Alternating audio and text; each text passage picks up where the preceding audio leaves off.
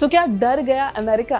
दरअसल US president Donald Trump ने हाल ही में हुए एक प्रेस कॉन्फ्रेंस में कहा था कि महायुद्ध अब जल्द ही खत्म हो जाएगा। उन्होंने कहा कि अब ईरान के पास ना तो नेवी है, ना कम्युनिकेशन सिस्टम और ना ही एक अच्छी लीडरशिप।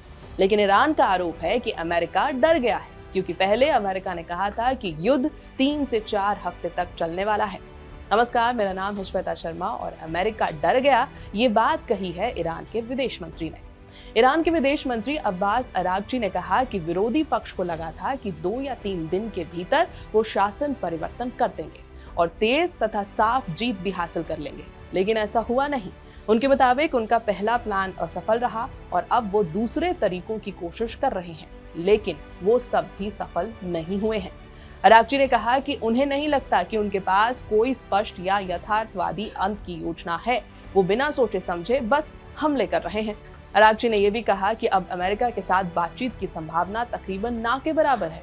उनके अनुसार ईरान का अमेरिका के साथ बातचीत का अनुभव बहुत कड़वा रहा है। अरागची ने यह भी कहा कि अमेरिका ने पहले भरोसा दिलाया था कि वो हमला करने का इरादा नहीं रखता।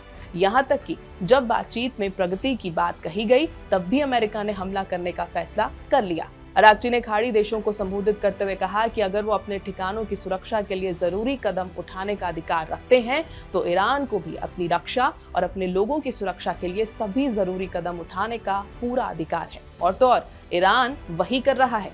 उनके मुताबिक ये युद्ध ईरान की पसंद नहीं, बल्कि ईरान पर थोपा गया है और देश अपने बचाव के लिए कार्रवाई कर रहा है। उन्होंने कहा कि ईरान पर उन घटनाओं के लिए आरोप नहीं लगाया जाना चाहिए जो दूसरी तरफ से हो रहे हैं। इसके लिए जिम्मेदार उन लोगों को ठहराया जाना चाहिए जिन्होंने इस युद्ध की शुरुआत की थी, यानी अमेरिका और इजराइल।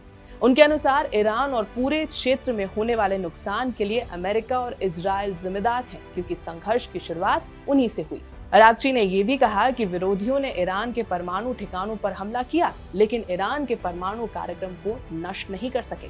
उन्होंने कहा कि मिसाइल ठिकानों पर भी हमले हुए, लेकिन इसके बावजूद ईरान की ओर से मिसाइलें दागे जाने को रोका नहीं जा सका।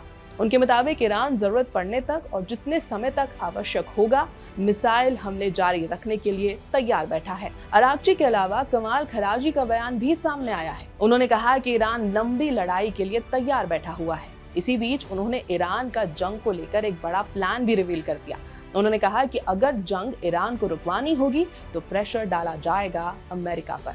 कमाल खराजी ने कहा कि तेल और गैस की कीमतें बढ़ने से अमेरिका पर दबाव बनाना है और इसी फिराक में ईरान है। यानी ईरान के हिसाब से फिलहाल वो स्ट्रॉन्गर पोजीशन में है, लड़ाई जारी रखने का गुदा भी रखता है और लड़ाई रुकवाने का प्लान भी है। सवाल ये है कि क्या अमेरिका सच में दबाव में है? क्या महायुद्ध खत्म होने वाला है, ऐसा प्रेशर में कहा गया? ये देखना होगा। यह है एबीपी लाइव, मेरा नाम है श्वेता शर्मा।